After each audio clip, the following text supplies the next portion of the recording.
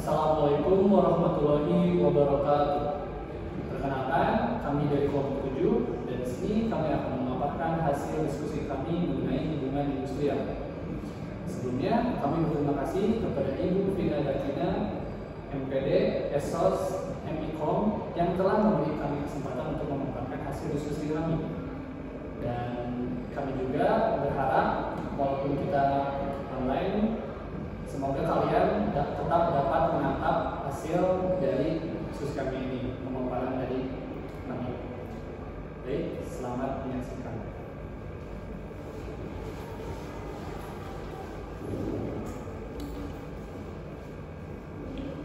Baik, di sini kita akan membahas yang pertama itu ada pengertian hubungan industrial, yang kedua ada tujuan hubungan industrial, yang ketiga ada prinsip-prinsip hubungan industrial, yang keempat ada sarana-sarana dalam hubungan industrial, yang kelima ada perselisihan hubungan industrial, dan yang terakhir ada upaya penyelesaian perselisihan hubungan industrial. Next, di sini saya Rani Maniza akan menjelaskan tentang pengertian hubungan industrial. Hubungan industrial atau industrial relation diartikan pula sebagai kegiatan yang mendukung terciptanya hubungan harmonis atau pelaku bisnis, yaitu pengusaha, pekerja atau buruh, dan pemerintah, sehingga tercapai ketenangan bekerja dan kelangsungan berusaha industrial peace. Secara garis besar dapat diartikan bahwa hubungan industrial adalah suatu hubungan antara seluruh pihak terkait atau berkepentingan atas proses produksi barang atau pelayanan jasa di suatu perusahaan. Hubungan industrial ini juga berpengaruh terhadap peningkatan produktivitas dan kinerja pekerja atau buruh di perusahaan. Selain itu, hubungan industrial juga berdampak pada peningkatan produktivitas semua pihak di lingkungan kerjanya. Oleh sebab itu, hubungan industrial perlu diciptakan sedemikian rupa agar harmonis, serasi, sejalan, dan aman demi pencapaian tujuan sebagai pihak yang terkait atau kepentingan dan perusahaan itu sendiri. Next.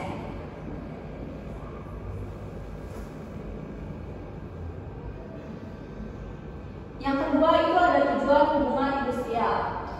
Tujuan hubungan industrial adalah mewujudkan hubungan industrial yang harmonis, dinamis, kondusif, dan berkeadilan di perusahaan. Di sini ada 3 unsur yang mendukung tercapainya tujuan hubungan industrial, yaitu yang pertama, hak dan kewajiban terjamin dan dilaksanakan. Yang kedua, apabila timbul perselisihan dapat diselesaikan secara internal atau berparti. Yang ketiga itu ada mogok kerja oleh pekerja serta penutupan perusahaan atau perusahaan tidak perlu digunakan untuk memaksa kehendak masing-masing karena perselisihan yang terjadi telah dapat diselesaikan dengan baik. Nah, kemudian ada sikap mental dan sosial yang mendukung tercapainya tujuan hubungan industrial tersebut adalah diantaranya yang pertama ada memperlakukan pekerja sebagai mitra dan memperlakukan perusahaan sebagai investor. Nah, yang kedua itu bersedia saling menerima dan meningkatkan hubungan kemitraan antara perusahaan pekerjaan secara terbuka. Yang ketiga, selalu tanggap terhadap kondisi sosial, upah, produktivitas, dan kesejahteraan pekerja. Yang keempat itu selalu mengembangkan forum komunikasi, musyawarah, dan kekeluargaan. Jadi dapat kita simpulkan bahwa tujuan hubungan industrial melibatkan beberapa aspek penting, seperti hak dan kewajiban terjamin dan dilaksanakan. Apabila timbul perselisihan dapat diselesaikan secara internal atau bipartit, mogok kerja oleh pekerja serta penutupan perusahaan menciptakan lingkungan kerja yang adil dan aman untuk pekerja, termasuk kondisi kerja yang sesuai terjamin kesejahteraan dan perlindungan hak-hak kerja, meningkatkan produktivitas dan efisiensi melalui kerjasama antara pekerja dan perusahaan, termasuk mengembangkan keterampilan dan meningkatkan proses produksi, serta mencapai industrial dengan menyelesaikan konflik melalui dialog. Sekian dari saya. Materi selanjutnya akan disampaikan oleh rekan saya.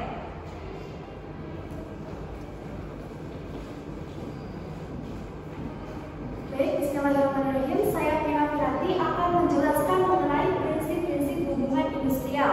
Nah, prinsip-prinsip hubungan industrial itu dibagi menjadi 6. Yang pertama adalah usaha, pekerja, pemerintah, dan masyarakat secara keseluruhan sama-sama memprioritaskan keberhasilan dan kelangsungan bisnis. Lalu yang kedua, banyak orang yang mendapatkan uang dari bisnis hasil hubungan industrial ini. Lalu yang ketiga, pengusaha dan karyawan memiliki hubungan yang bersifat fungsional dan masing-masing itu mempunyai peran yang berbeda dalam pembagian pekerjaan. Lalu yang keempat, pengusaha dan karyawan adalah anggota keluarga bisnis. Nah, maksud di sini tuh hubungan mereka tuh tidak hanya sebatas kontrak kerja, tetapi memiliki ikatan sebagai keluarga, di mana mereka tuh saling ketergantungan gitu, baik lingkungan dan keberlanjutan bisnis dianggap sebagai aspek yang penting. Lalu yang kelima, menciptakan keamanan. Nah, menciptakan keamanan itu bertujuan untuk pembinaan hubungan industrial, ketentraman dan bisnis kerjasama untuk meningkatkan produktivitas dalam berbisnis. Lalu yang terakhir, meningkatkan produktivitas perusahaan harus dapat menghasilkan peningkatan penjualan, kesejahteraan bersama yang berarti baik pengusaha maupun karyawan. Selanjutnya akan disampaikan oleh rekan saya.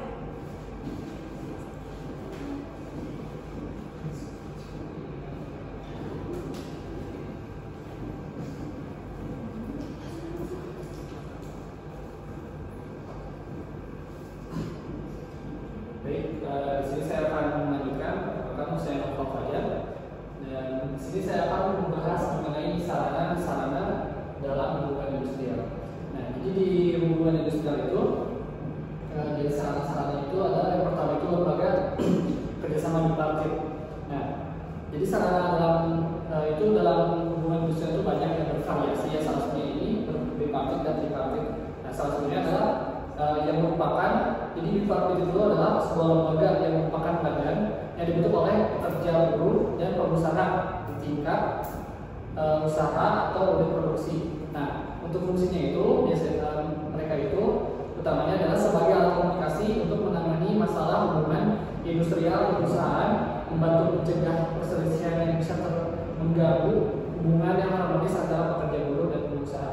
Jadi pada dasarnya lembaga ini sebagai penanggung jawab terhadap masalah-masalah apa yang akan terjadi di tempat kerja yang bisa mempengaruhi si buruh itu sendiri dan si pengusaha yang mempunyai. Lalu ada proses pemilihannya itu bagaimana sih ya untuk perwakilan pekerja KS tempat itu seperti apa. Nah, prosesnya itu memiliki beberapa skenario, itu yang pertama, jika hanya ada satu serikat pekerja atau buruh di perusahaan dan semua pekerja menjadi anggotanya, maka pengurus serikat tersebut akan menunjuk perwakilan mereka dalam lembaga tersebut. Nah, yang kedua itu, jika tidak ada serikat pekerja dalam perusahaan, seluruh pekerja secara demokratis akan memilih perwakilan mereka untuk lembaga tersebut. Lalu yang ketiga, jika terdapat lebih dari satu serikat pekerja atau buruh dan semua pekerja menjadi anggota serikat tersebut, nah, perwakilan dari setiap serikat itu akan hadir secara proporsional dalam lembaga tersebut. Lalu yang keempat ada, jika hanya ada satu serikat pekerja atau buruh, tapi tidak semua pekerja menjadi anggota, pengurus serikat akan menunjuk perwakilannya untuk lembaga bipartit itu, dan pekerja yang bukan anggota serikat tersebut juga harus memilih perwakilannya secara demokratis. Nah, lalu yang terakhir, jika terdapat lebih dari satu serikat pekerja atau buruh, namun tidak semua pekerja menjadi anggota, setiap serikat harus menunjuk perwakilannya secara proporsional dalam lembaga bipartit itu, dan pekerja yang bukan anggota serikat harus memilih perwakilannya secara demokratis. Lalu yang selanjutnya ada strukturnya. Nah,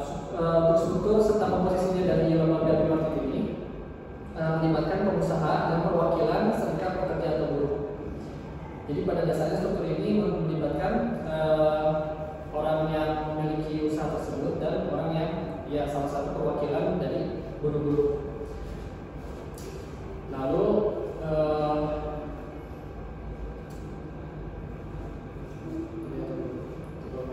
untuk melakukan jadi pokoknya si dua orang itu yang tadi yang berusaha tadi dan si perwakilan itu, mereka itu akan melakukan yang pertama itu akan membentuk si lembaga itu sendiri. Jadi lembaga itu akan ditentukan oleh mereka berdua itu, lalu menetapkan anggota lembaga bipartit itu dipilih oleh mereka yang bertanggung jawab.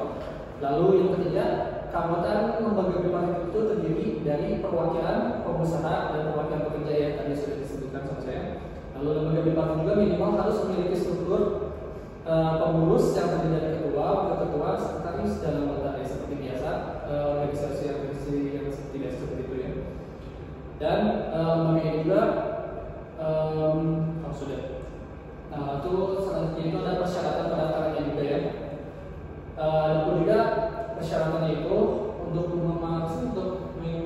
menjadi anggota dari lembaga bipartit ini, itu yang pertama adalah si lembaga bipartit itu ya, kalau misalkan dia baru terbentuk wajib didaftarkan dulu pertama pada dinas ketenagakerjaan di tingkat kabupaten atau kota tempat didirikan dalam waktu minimal 14 hari kerja setelah pendiriannya.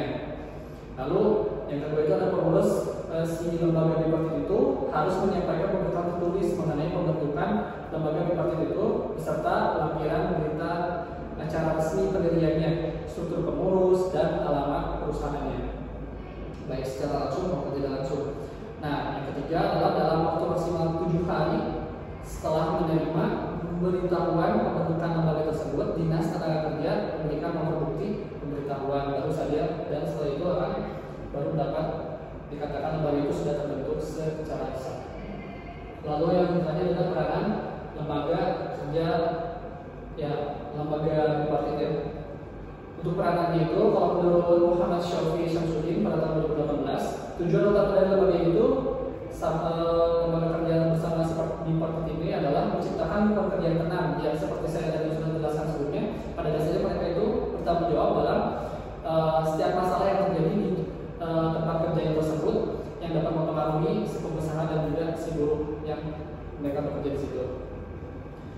Lalu fokusnya itu adalah memotivasi dan melibatkan pekerja sebagai mitra dalam perusahaan, sekaligus menjadi wadah komunikasi dan musyawarah antara pekerja dan pengusaha di tingkat perusahaan atau unit-unit kerja untuk meningkatkan produktivitas, disiplin ketenagaan kerja, dan kelancaran usaha.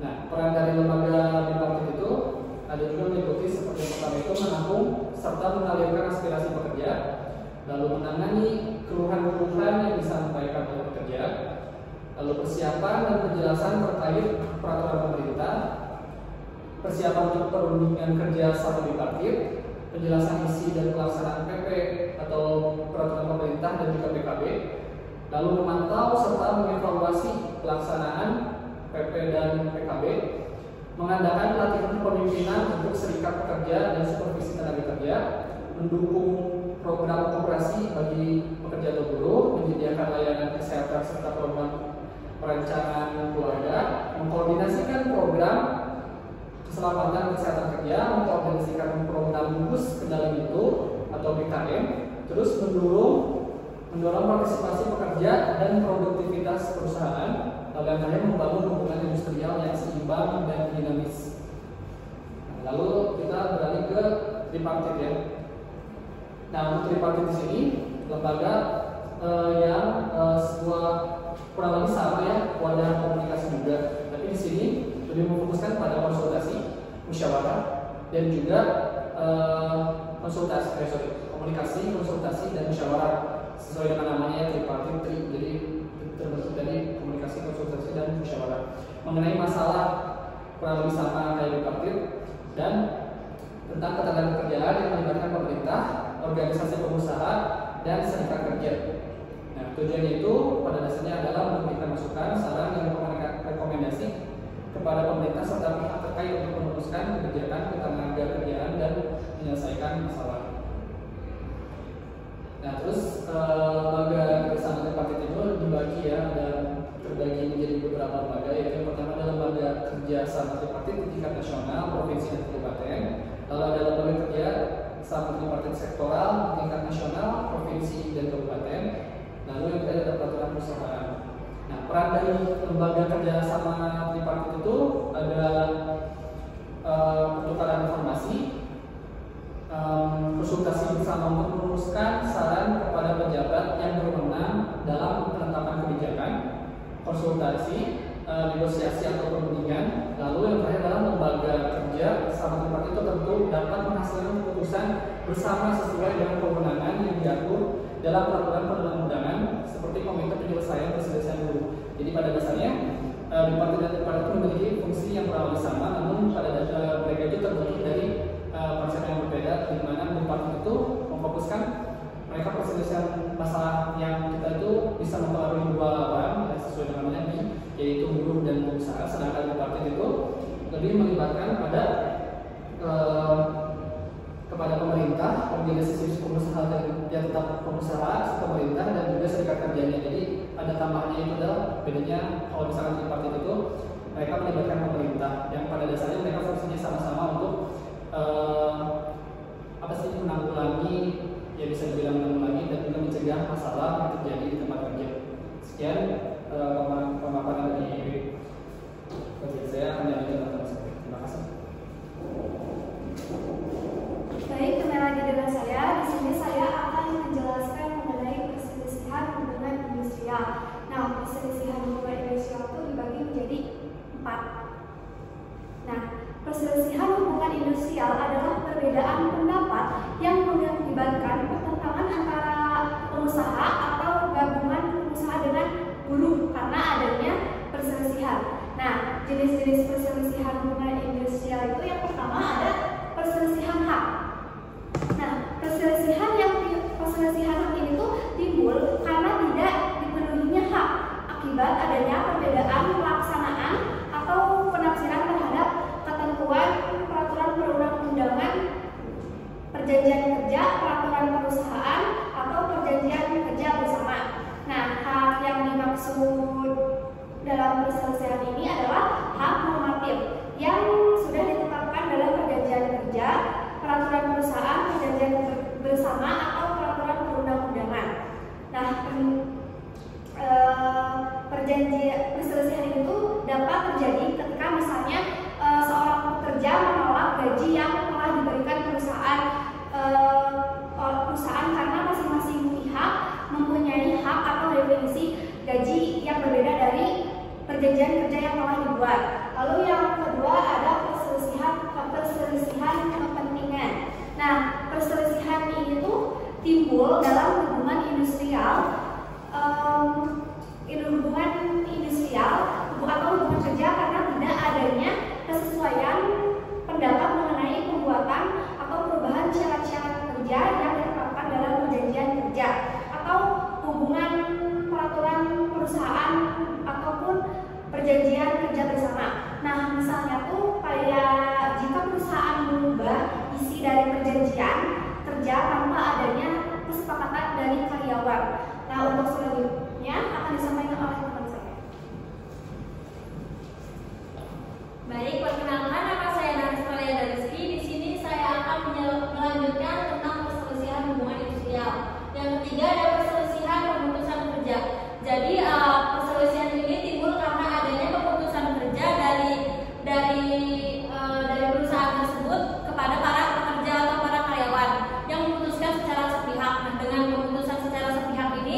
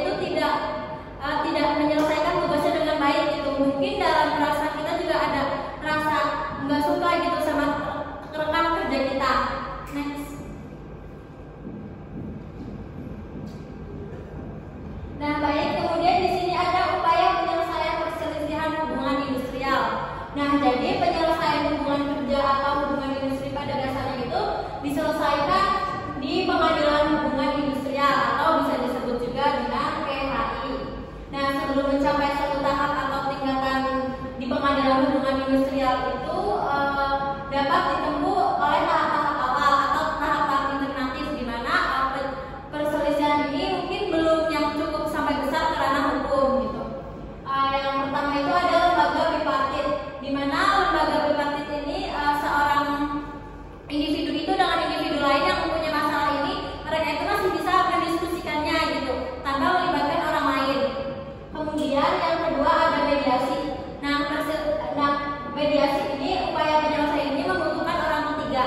Namun dan orang ketiga ini bersifat netral, tidak memihak ke individu ini dan tidak memihak ke individu tersebut. Nah, untuk mencapai tujuan kesepakatan. Namun pihak ketiga ini tidak boleh memberikan keputusan secara resmi.